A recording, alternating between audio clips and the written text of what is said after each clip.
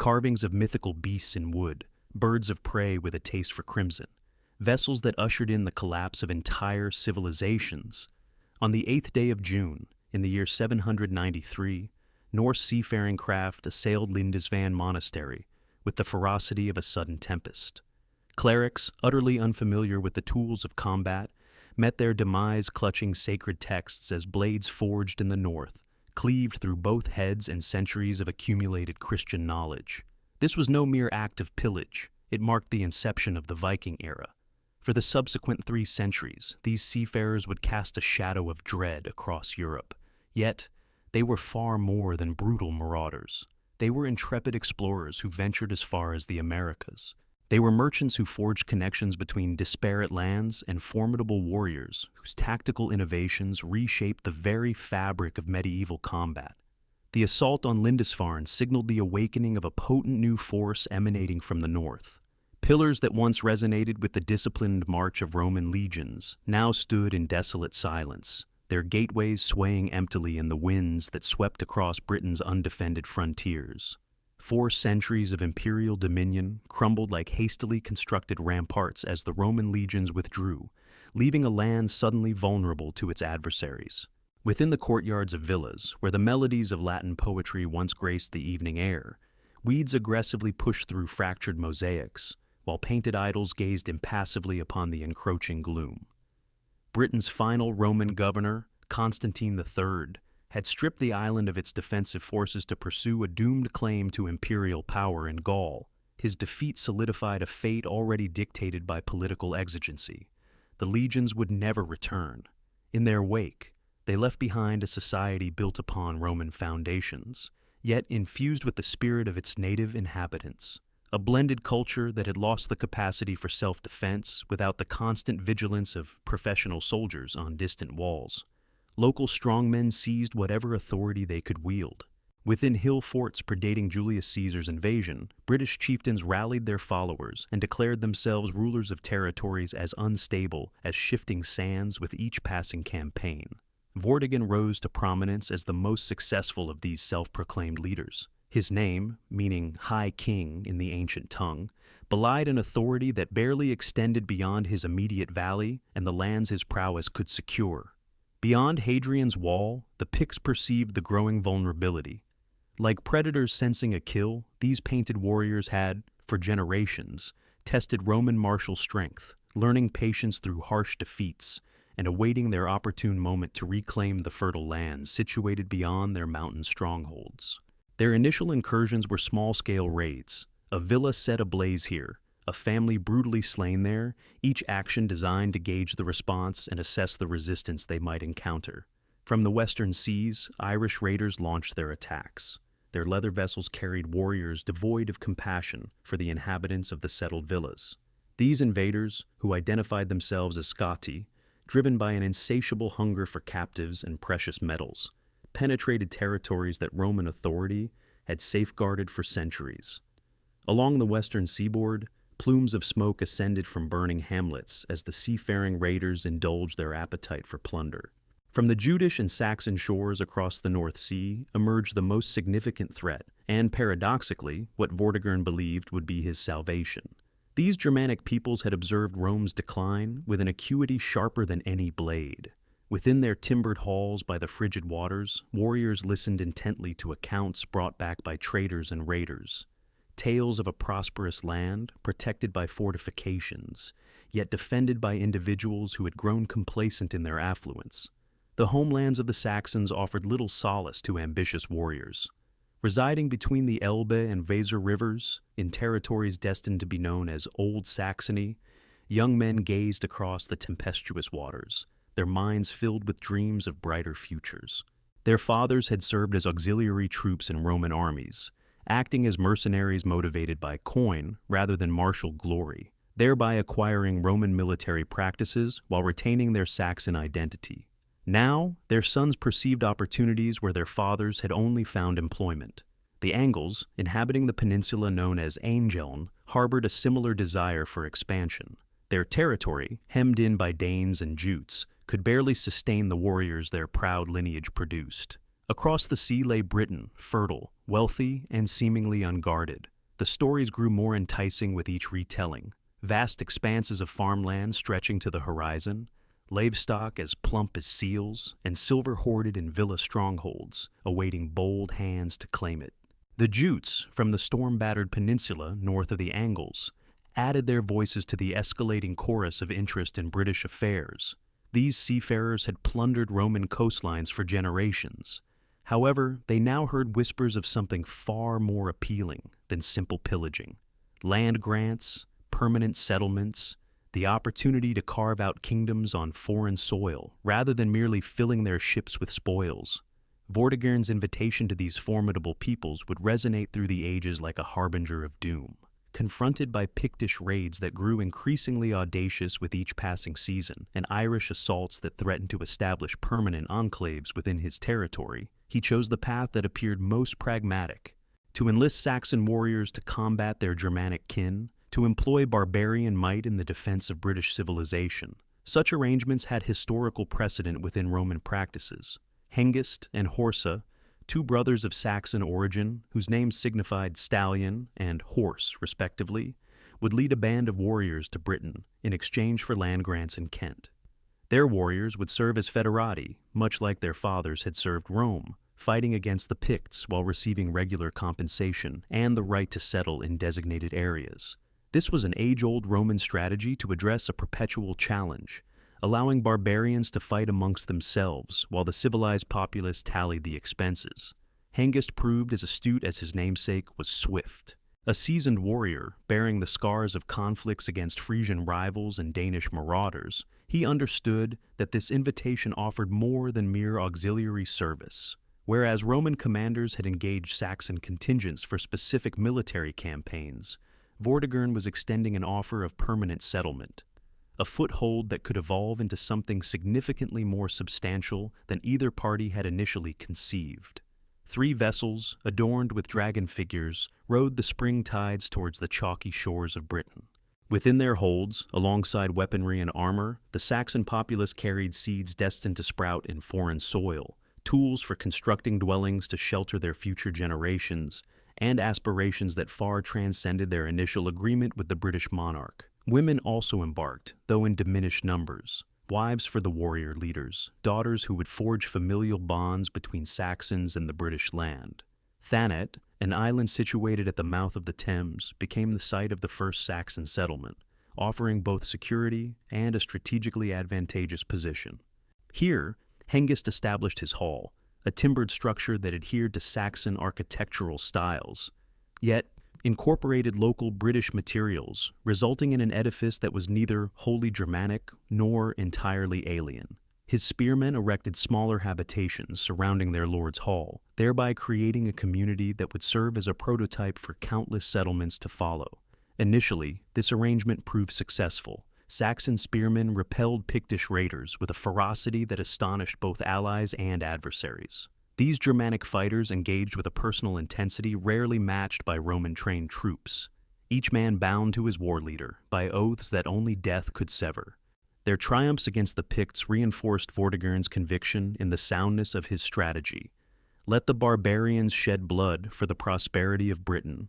Hengist's ambition grew in proportion to his comprehension of the native populace's weaknesses.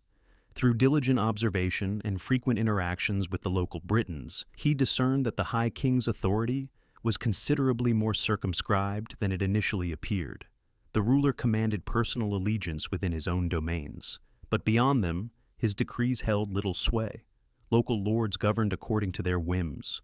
Roman cities managed their affairs through diminishing councils, and vast territories answered to no authority more significant than customary practices. Communications began to flow across the North Sea towards Germanic territories. Hengist reports painted these lands as ripe for subjugation, abundant in resources, fragmented in their governance, and defended by individuals who favored diplomacy over confrontation.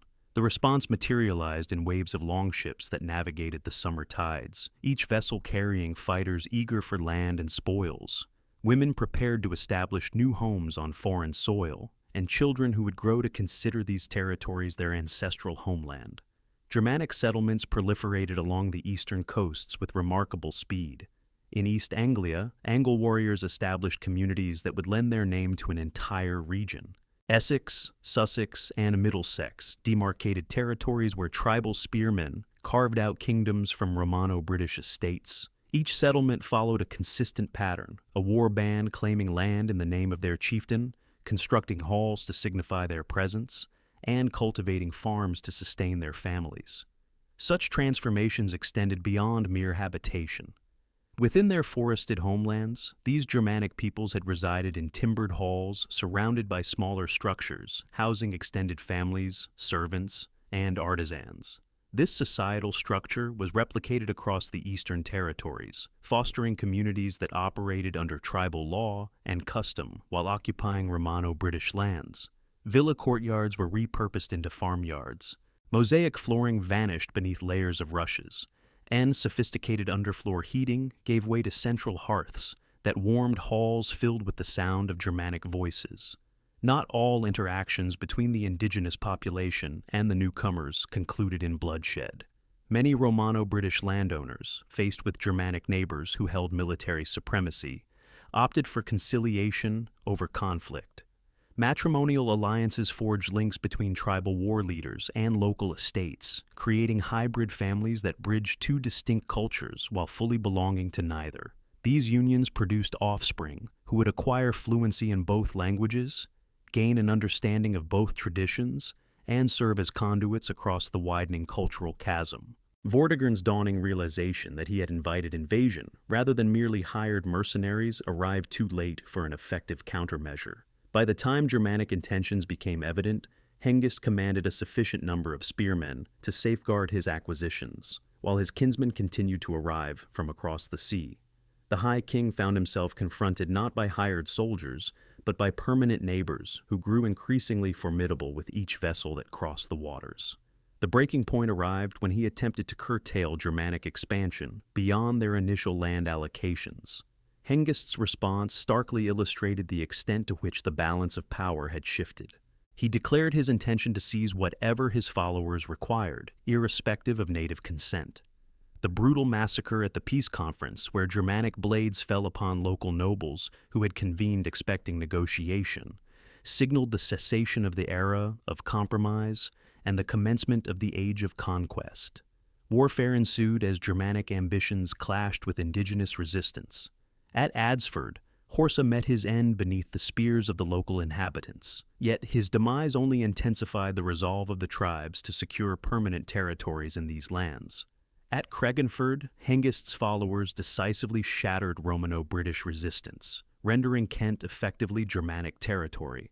Its native elite fled or perished, its lands parceled out among tribal settlers according to their own customs and laws. Cerdic landed on the southern coast with ships laden with West Germanic fighters, his gaze fixed on the fertile territories beyond the South Downs. His campaigns carved a bloody path across the landscape, establishing settlements that would form the bedrock of what the invaders termed Wessex, the kingdom of the West Germanic peoples. Each victory brought more territory under tribal dominion. Each settlement established a fresh foothold for further expansion. Ella established his kingdom in what had been some of the island's most prosperous regions. His spearmen occupied villa estates and Roman towns with the assurance of permanent conquerors. The siege of Andradecester witnessed the most brutal end to Romano-British civilization, as tribal weaponry extinguished a community that had endured 4 centuries of Roman rule in a single afternoon of carnage. Germanic expansion followed the courses of rivers, which served as vital conduits for both transportation and fertile land. Along the Thames, tribal settlements advanced westward beyond London's decaying fortifications. The Medway Valley attracted Angle fighters who saw in its broad waters a reflection of their ancestral streams. Northern routes guided ambitious war bands towards territories that would become Mercia and Northumbria. Each river functioned as both a pathway and a territorial marker in the gradual subjugation of these lands. Cultural transformation paralleled territorial conquest. Germanic legal principles superseded Roman jurisprudence in occupied territories, with compensation payments replacing imperial justice. The Vergilde, the price of a man's life measured in silver and cattle, became the established means of resolving disputes that Roman tribunals had previously adjudicated. Spearmen presided over matters that had once been settled by educated officials, applying customs learned in distant forests to challenges arising in conquered cities. Tribal artisans began producing artifacts that artfully blended Germanic traditions with Roman materials.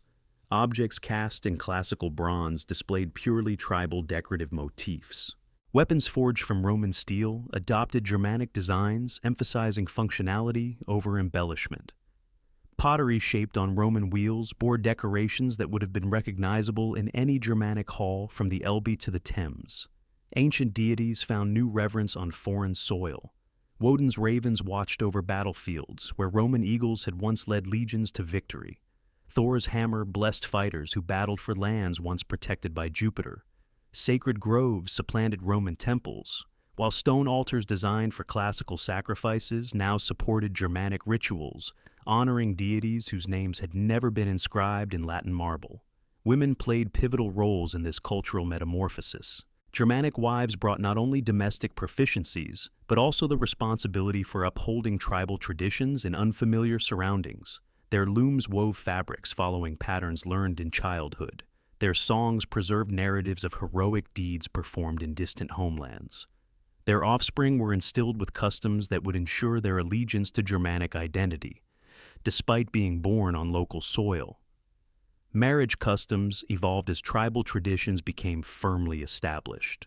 Bride price replaced Roman dowry arrangements, with Germanic fighters offering weaponry and adornments instead of legal documents and property deeds. Wedding ceremonies transitioned from Roman administrative offices to timbered halls, where tribal rituals solemnized unions, according to customs that predated Caesar's conquest by centuries. Burial practices represented the most conspicuous manifestation of cultural change. Roman cremation yielded to Germanic inhumation, with warriors interred alongside their weapons. Women were laid to rest with their jewelry and tools, and children were accompanied by toys intended to provide solace in the afterlife. Cemeteries that had once housed Roman remains now contain Germanic grave goods, proclaiming the identity and social standing of their owners. Language underwent a significant shift as Germanic tongues gained ascendancy in conquered territories. Latin persisted as the language of written discourse and formal ceremony, but daily conversations increasingly conformed to tribal patterns. Place names acquired Germanic suffixes that supplanted Roman designations, while rivers and hills were bestowed names that reflected tribal perceptions of the landscape rather than classical geographical traditions. By the century's close, the eastern territories had transformed irrevocably into Germanic realms. Where Roman villas had once accommodated learned gentlemen who recited Virgil and engaged in philosophical debate, tribal halls now housed warriors who boasted of cattle raids and composed verses celebrating swordplay. The transformation was so profound that visitors from Gaul would have found more familiar customs among the unconquered inhabitants of Wales and Cornwall than among the Germanic settlers, who now considered themselves the rightful proprietors of lands their grandfathers had known only through the tales of raiders. Such a conquest fostered the creation of something novel rather than merely the destruction of something ancient. This emerging synthesis was neither purely Germanic nor simply Roman territory under new management, but a unique creation that would develop its own distinct character over the ensuing centuries. The seeds of future kingdoms were sown in these earliest settlements. Simultaneously, the cultural amalgamation initiated by the conquest would ultimately give rise to traditions belonging fully neither to the Germanic homelands nor the Roman past. Vessels continued to traverse the seas from the tribal territories, but now they carried colonists rather than conquerors, families seeking land among their kinsmen rather than warriors pursuing glory in foreign battles. The Great Migration was transitioning into its second phase, evolving from a military adventure into permanent settlement, from a raiding expedition into the foundation of nations destined to endure for millennia. 7 kingdoms emerged from the maelstrom of conquest, akin to islands surfacing from a tumultuous sea. Where Saxon warbands had once carved temporary strongholds from British soil, permanent realms now took shape, possessing defined borders, ruling dynasties, and the aspirations that would fuel centuries of conflict. Each ruler claimed lineage from Woden himself, elevating raiding chieftains to the status of kings whose bloodlines were purportedly descended from the gods. Kent stood as the foremost of these nascent powers. Hengist's legacy had blossomed into a kingdom that commanded the vital crossing between the continent and Britain. Ethel inherited more than mere land from his ancestors. He controlled the ports through which commerce flowed, the halls where continental diplomats convened, and the warriors whose valor had been proven against both Picts and rival Saxon contingents. His dominion possessed advantages that wealth alone could not procure. Northumbria sprawled across the northern territories like a colossus awakening from slumber. Forged from the amalgamation of Bernicia and Dara, this kingdom stretched from the Humber to the Forth, encompassing lands that had once marked the demarcation between Roman civilization and Pictish barbarity. Ida, known as the Flame-Bearer, established his stronghold at Bebbanburg, perched on coastal cliffs that commanded both maritime approaches and the Great Northern Highway. In the Western Midlands, Mercia amassed power under rulers whose names would echo through the ages. Creota founded the dynasty that would challenge all rivals for supremacy within the Anglo-Saxon world, establishing his capital at Tamworth, a nexus where Roman roads converged and fertile river valleys promised prosperity. His descendants inherited not only territory, but also a strategic position capable of controlling trade between the north and south and the east and west. Wessex claimed the verdant downlands of the south, where Cerdic heirs built upon foundations laid in blood and maintained through relentless warfare against British holdouts in the western hills. Winchester rose as their seat of power, a town that commanded access to both the Thames Valley and the harbors, where ships from Gaul delivered wine, silk, and the luxuries indicative of a sophisticated court. East Anglia emerged as the dominion of the Wulfingas, rulers who traced their ancestry to the wolf god himself. Their kingdom commanded the estuaries where rivers met the sea, the fertile flatlands yielding grain for export, and the trade routes connecting continental merchants with inland markets. Rendlesham served as their center of authority, a complex of halls rivaling any palace on the continent.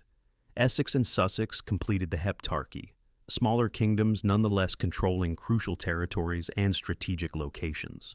Essex governed the Thames approaches to London, while Sussex commanded the South Downs and the harbours directly facing Frankish Gaul. Each maintained its sovereignty through astute diplomacy and a constant readiness to defend its existence through combat. These 7 territories, though sharing a common genesis, evolved unique identities shaped by their landscapes, neighboring peoples, and the very nature of their leaders. Kent, positioned nearest to the mainland, embraced Frankish customs and diplomatic approaches, establishing itself as the most polished of the Anglo-Saxon courts. Northumbria, facing both Picts and Scots, cultivated a martial ethos, where valor on the battlefield was esteemed above all other virtues. Mercia, encircled by adversaries, produced rulers adept at both forging alliances and orchestrating betrayals with equal finesse. Wessex, continually challenged by unconquered Britons in Cornwall and Devon, maintained the martial readiness essential for ongoing conquest. East Anglia, shielded by its marshes and waterways, fostered a commercial culture that channeled substantial wealth into the royal coffers. Noble lineages proclaimed a divine ancestry with the solemnity of unquestionable gospel truth. Each sovereign could readily recount the names linking them to Woden through heroic forebears whose exploits lived on in the courtly verses. These ancestral lines served purposes extending beyond mere personal pride. They legitimized authority, substantiated territorial claims, and forged enduring loyalty between warriors and their commanders, transcending simple military obligation. Ida, for instance, claimed lineage through Ingwi, directly from the war god himself, a heritage his descendants exploited as a powerful tool in their quests for dominance over northern Britain. When Northumbrian chieftains encountered rivals, whether in armed conflict or diplomatic negotiation, they carried with them the implicit sanction of the divine itself, the understanding that celestial blood coursed through their veins, and divine favor blessed their endeavors. The Wulfing dynasty of East Anglia likewise traced its lineage through equally formidable ancestors. Their genealogy functioned as a register of heroes whose names resonated throughout the Germanic world. Wuffa himself was revered as more than a mortal man, a figure whose life story blurred the lines between history and legend, whose bloodline held both human aspiration and supernatural potency. Mercian leaders traced their descent from Isel, whose own ancestry extended back through early kings of England to the very gods. This illustrious lineage would produce rulers whose names became synonymous with absolute power, such as Penda, the last to adhere to the old pagan ways, and Offa, the lawgiver. These were lords whose ambitions fundamentally reshaped the Anglo-Saxon world, and whose achievements would outlast their very kingdoms. Hostilities between these kingdoms commenced almost as soon as their boundaries were firmly established. Cenwalh of Wessex launched incursions northward into territories held by the Britons, his victory at Exeter opening the West Country to Saxon expansion and severing the last overland link between the Britons of Wales and those in the southwest. This engagement signified more than a mere military triumph. It marked the ultimate phase of the Germanic subjugation of southern Britain. Ethelbert of Kent confronted a different kind of threat as the power of Ceawlin grew. The Kentish lord had inherited a realm celebrated for its sophistication and its connections to the continent. However, such refinement proved of little consequence when West Saxon warriors began encroaching upon his borders. The conflict between Kent and Wessex evolved into a contest between opposing leadership philosophies: Kentish diplomacy versus West Saxon aggression, continental elegance against indigenous ferocity. Northumbrian expansion pursued multiple avenues as ambitious leaders sought to augment their territories in any direction promising advantage. Edwin seized control of Elmet, the last independent British kingdom within what is now Yorkshire, incorporating its fertile valleys into his burgeoning domain. His aspirations extended beyond mere territorial acquisition. He envisioned an empire stretching from one sea to another, encompassing both the former Roman province and the lands beyond Hadrian's Wall. Religious practices served as a unifying force for these societies, even as political rivalries threatened to tear them asunder. The Germanic deities were venerated in wooden temples that mirrored architectural styles originating from their continental homelands. Woden's ravens purportedly observed battlefields where kings sought his favor through offerings of blood and bronze. Thunar's hammer blessed unions, harvests, and the crafting of weapons intended to advance Germanic ambitions into new territories. Sacred groves dotted the landscape like islands of sanctity amidst secular concerns. Ancient oak trees that had once offered shelter to British druids now bore witness to Germanic rites, their branches laden with offerings from warriors imploring divine blessings for their ventures. These venerable trees became focal points for scattered rural communities, serving as sites for dispensing justice, enacting laws, and maintaining the vital connection between the earthly and the divine realms. Burial customs provided profound insights into the values that shaped these nascent societies. Leaders were interred surrounded by opulent grave goods that proclaimed their elevated status. Intricate gold jewelry fashioned by master artisans, weaponry bearing the marks of legendary smiths, and vessels filled with mead for the presumed journey to Valhalla. The ship burial discovered at Sutton Hoo epitomizes these practices, a grand funeral ceremony that transformed death into a potent declaration of power. Marital alliances wove intricate tapestries of obligation and opportunity across the heptarchy. Royal daughters were instrumental in diplomatic endeavors. Their marriages sealed pacts, terminated conflicts, and established bonds that could potentially avert future hostilities. These unions resulted in offspring whose blended lineages held claims to multiple thrones, thereby prefiguring succession disputes that would fundamentally alter the political landscape. Bertha of Kent journeyed to Canterbury as the Christian consort of a pagan sovereign, her union with Ethelbert signifying far more than a personal alliance. She brought with her a chaplain, a portable altar, and the fervent hope that Germanic England might find its way back to the faith once established by Rome. Yet, the political turmoil of that era had largely erased its prior influence, and her impact would ultimately prove more enduring than any military conquest. Trade routes spread like a circulatory system throughout the Anglo-Saxon world, facilitating the movement of goods, ideas, and cultural influences that intertwined the kingdoms. Even as their rulers plotted against one another, Kentish merchants established emporiums that extended from the Rhine to the Thames. Their prosperity was measured not solely in monetary terms, but also in the crucial connections they forged, rendering their territory indispensable to continental commerce. Frankish coinage circulated within Anglo-Saxon marketplaces, their golden visages bearing images and inscriptions that spoke of a world far larger than the confines of the Heptarchy. Wine from Gaul graced the tables of Germanic lords, while amber sourced from the Baltic region found its way to English royal courts. These traded commodities represented more than mere luxury. They signified the integration of Germanic Britain into the broader European economic sphere. Artisanal production thrived under princely patronage, as leaders vied to showcase their affluence and sophistication. Master jewelers crafted pieces that rivaled anything produced on the continent, their work skillfully blending traditional Germanic motifs with techniques gleaned from Roman precedents. Weaponsmiths forged blades that became treasured heirlooms, passed down from father to son and from lord to loyal retainer. The grand halls that crowned centers of power served as magnificent showcases for these artistic achievements. Tapestries woven with silk and gold thread depicted the valorous deeds of ancient heroes, while carved columns supported roofs that soared to impressive heights.